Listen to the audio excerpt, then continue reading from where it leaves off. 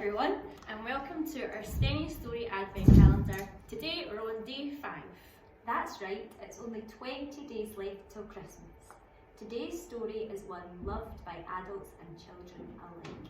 I wonder who knows what story it might be. Let's get all cosy and snuggled down tight. You ready?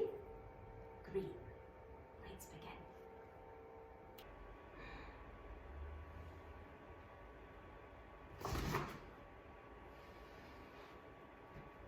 How the Grinch Stole Christmas by Dr. Seuss. Every Who down in Whoville liked Christmas a lot, but the Grinch, who lived just north of Whoville, did not. The Grinch hated Christmas the whole Christmas season. Now please don't ask why. No one quite knows the reason. It could be his head wasn't screwed on just right. It could be, perhaps, that his shoes were too tight.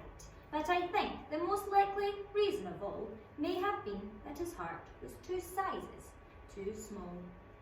But whatever the reason, his heart or his shoes, he stood there on Christmas Eve, hating the Whos.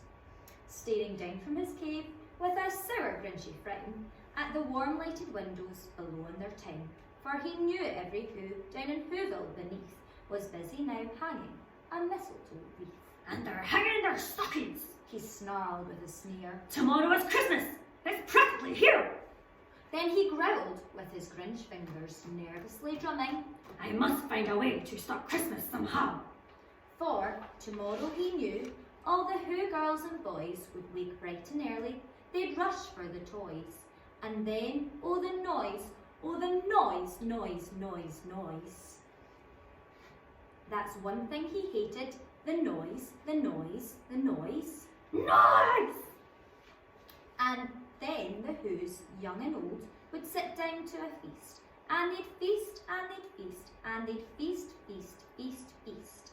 They would feast on Who pudding and rare Who roast beef, which was something the Grinch couldn't stand in the least. And then they'd do something he liked least of all. Every Who down in Whoville, the tall and the small, would stand close together with Christmas bells ringing. They'd stand hand in hand, and the Whos would start singing. They'd sing, and they'd sing, and they'd sing. And the more the Grinch thought of this Who Christmas sing, the more the Grinch thought, I must stop this whole thing. Why, for 53 years I've been putting up with it now. I must stop this Christmas from coming. But how? Then he got an idea, an awful idea. The Grinch got a wonderful, awful idea. I know just what to do. The Grinch laughed in his throat, and he made a quick Santa Claus hat and a coat, and he chuckled and clucked. What a great Grinchy trick! With this coat and this hat, I just look like Saint Nick. All I need is a reindeer. The Grinch looked around, but since reindeer are scarce, there was none to be found. Did that stop the old Grinch? No. The Grinch simply said, if I can't find a reindeer, I'll make one instead. So he called his dog, Max! Then he took some red thread and he tied a big horn on the top of his head. Then he loaded some bags and some old empty sacks on a ramshackle sleigh and he hitched up old Max. Then the Grinch said, get up! And the sleigh started down towards the homes where the Whos lay a snooze in their town. All their windows were dark, quiet snow filled the air. All the Whos were all dreaming sweet dreams without care. When he came to the first little house on the square. This is stop number 1. The old Grinchy Claus hissed, and he climbed to the roof, empty bags in his fist. Then he slid down the chimney, a rather tight pinch, but if Santa could do it, then so could the Grinch. He got stuck only once, for a moment or two. Then he stuck his head out of the fireplace flue, where the little Who stockings all hung in a row. These stockings, he grinned, are the first to go. Then he slithered and slunk, with a smile most unpleasant. Around the whole room he took every present: pop guns and bicycles, roller skates, drums, checkerboards, tricycles, popcorn and plums. Then he stuffed them in bags, the Grinch very nimbly stuffed all the bags, one by one, up the chimbley. Then he slunk to the icebox, he took the Who's feast, he took the Who pudding, he took the roast beef. He cleaned out that icebox as quick as a flash. Why, that Grinch even took their last can of Who hash. Then he stuffed all the food up the chimney with glee. And now, Grinned the Grinch. I'll stuff up the tree. And the Grinch grabbed the tree and he started to shove, when he heard a small sound like the coo of a dove. He turned round fast and he saw a small Who, little Cindy Lou Who was not more than 2. The Grinch had been caught by this tiny Who daughter, who'd got out of bed for a cup of cold water. She stared at the Grinch and said, "Santa Claus, why? Why are you taking our Christmas tree? Why?" But you know that old Grinch was so smart and so slick. He thought up a lie and he thought it up quick. Why, my sweet little tot, The fake Santa Claus lied. there's a light on this tree that won't light on one side. So I'm taking it home to my workshop, my dear. I'll fix it up there, then I'll bring it down here. And his fib fooled the child. Then he patted her head and he got her a drink and he sent her to bed.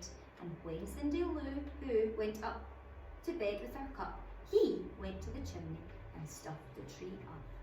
Then the last thing he took was a log for their fire. Then he went up the chimney himself, the old liar. On your walls he left nothing but hooks and some wire. And the one speck of food that he left in the house was a crumb that was even too small for a mouse.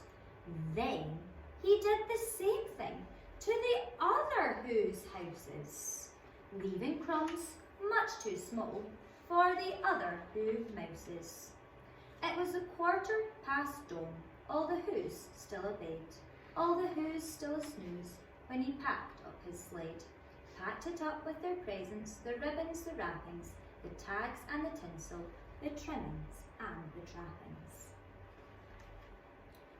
3,000 feet up the side of Mount Crumpet, he rode with his load to the tip-top to dump it.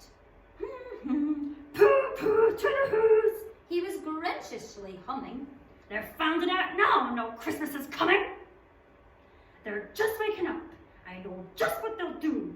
Their mouths will hang open for a minute or two. Then the Who's down in Whoville will all cry, boo-hoo. That's a noise Grinned the Grinch. that I simply must hear. So he paused, and the Grinch put his hand to his ear. And he did hear a sound rising over the snow. It started in low, then it started to grow. But the sound wasn't sad. Why, this sound sounded merry. It couldn't be so, but it was merry, very. He stared down at Whoville. The Grinch popped his eyes. Then he shook. What he saw was a shocking surprise. Every Who down in Whoville, the tall and the small, was singing without any presents at all. He hadn't stopped Christmas from coming. It came, somehow or other, it came just the same.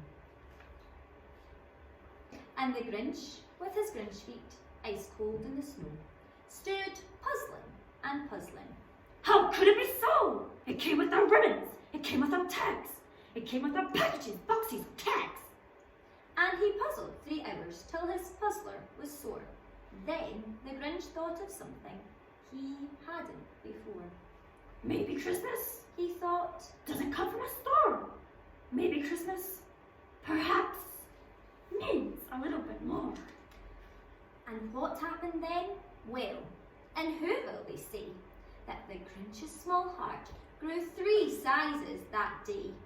and the minute his heart didn't feel quite so tight, he whizzed with his load through the bright morning light, and he brought back the toys and the food for the feast, and he himself, the Grinch, carved the roast beast. We hope you enjoyed that story. Thank you for watching. Have a nice Christmas. Bye.